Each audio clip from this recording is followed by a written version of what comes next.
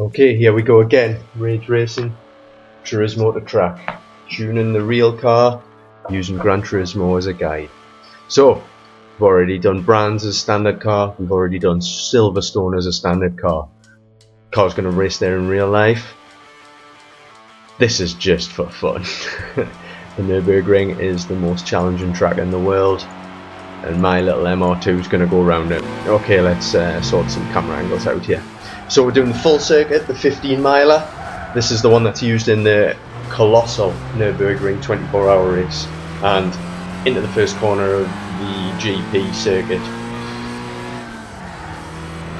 The car feels really unstable. As you can see, there's a ton of body roll, there's a ton of tyre noise,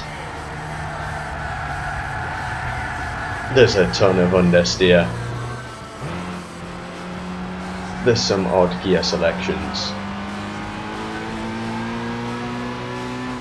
Basically fighting with the car all the way.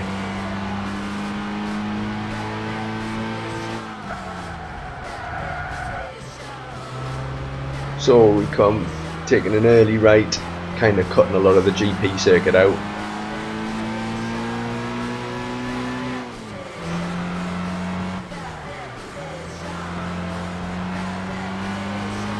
Maybe a little bit cautious, but you don't want to make a mistake so early in the lap that ruins your whole 15-mile lap.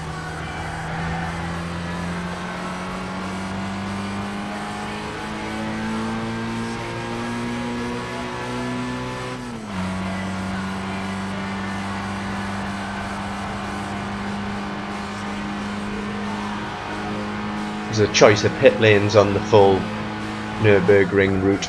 That's because they have 150 cars racing, using the uphill there to brake a little later. There's another pit lane.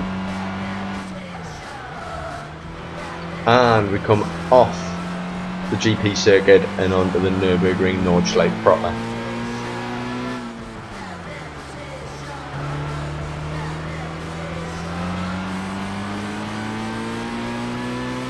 Katzenbach, I believe this area is called.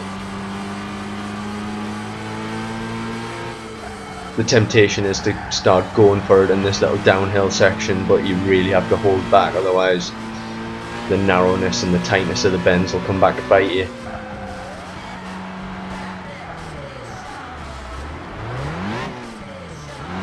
Ah, fucking missed a gear there.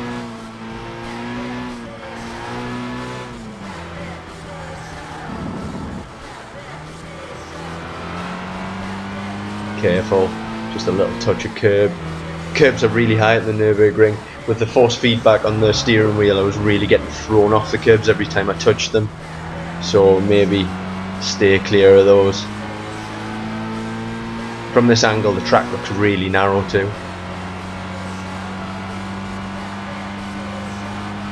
Quiddelbacher Ho, I believe this area is. Taking a right at Flugplatz. Probably should have kept my foot in there, but I'll learn.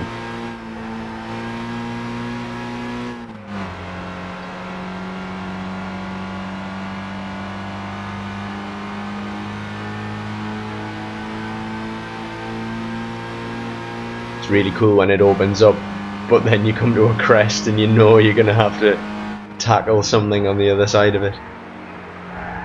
Cautiously into this left. And then the long right hand there at Armberg.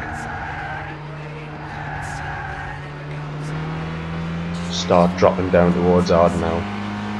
Scary, scary Ardenau. Right, let's screw around a little bit with the angles. I never really liked the inside view. I think when you drive and it distracts you to look at your hands, you've already got a pair of hands in front of you. Tad early braking to make sure everything's alright through the forest.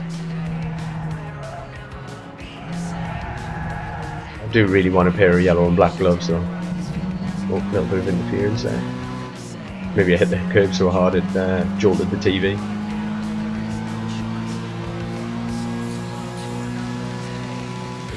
so you can change this view, see what this does. This is the view that I usually race with. Getting a little bit of interference here.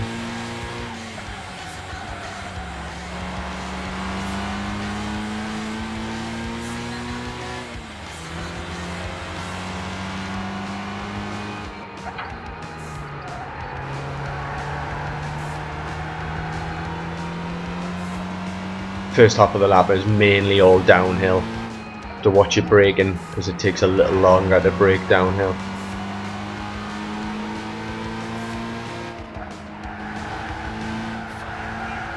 So this is road tyres, everything stock on the car. It's a little unstable under braking and under turning. It's not as compliant and you can't quite put the car exactly where you want it to be. Thus my cautious approach. Heading down now to the across the bridge at Exmouler, and we begin the long climb back up the hill.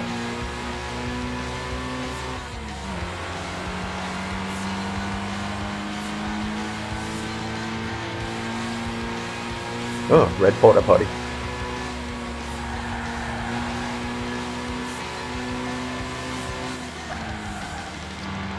Bergwerk, the surprisingly tightening corner. That is so easy to get wrong. And now, foot to the floor.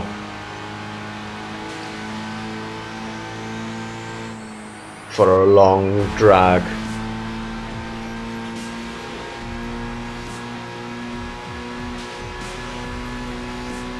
The next time we brake will be just before the carousel, but I might lift now and again.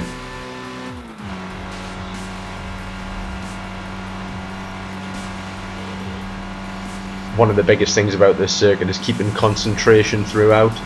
Don't let your mind wander. Look for the next apex. It's a long circuit. There was a lift there. Oh, and they stepped out. In real life I would have stopped at another red porta potty.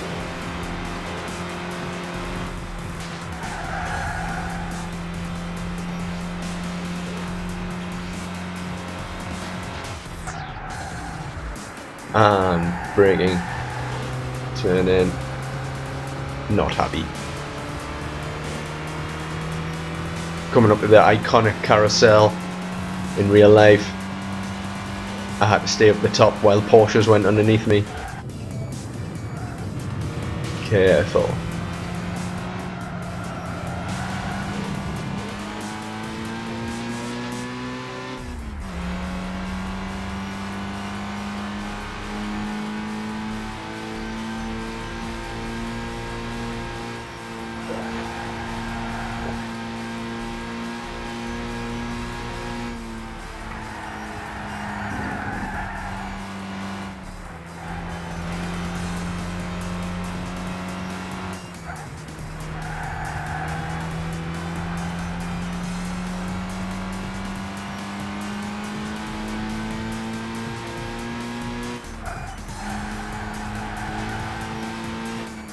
This section of the track is fast and swooping.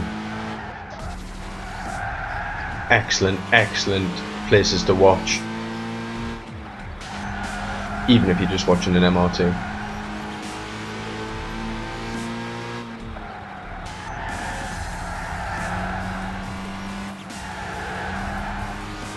I believe this is Flansgarten. Excellent spectator area. And an ambulance.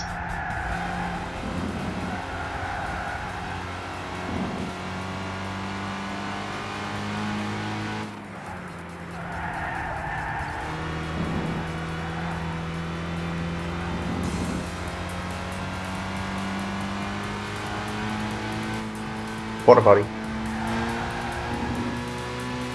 So nailing it through here, up into fourth, and when you hit the air, change down.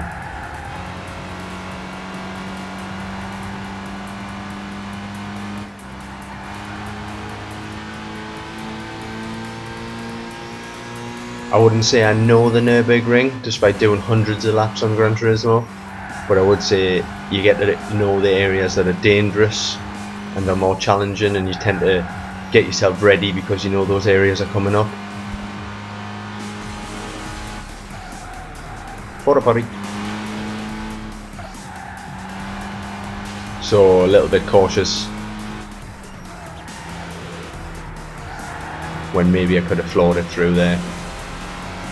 But that's what we're here for, here to learn. And the kleine carousel, small carousel.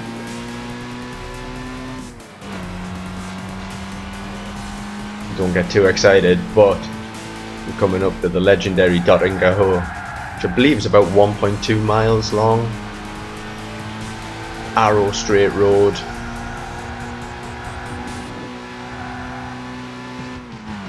Here it is. It's longer than most runways. A lot of people do time into the bridge. I'm going to do the whole thing. So it's absolutely nailed. This is the first time I get into 5th. The only time I get into 5th. This is a little rest for the drivers because the rest, I can't imagine what it takes. This is one lap and I was absolutely knackered. Can't imagine what it must take to do a full 24 hours of this circuit. Concentration levels must be incredible.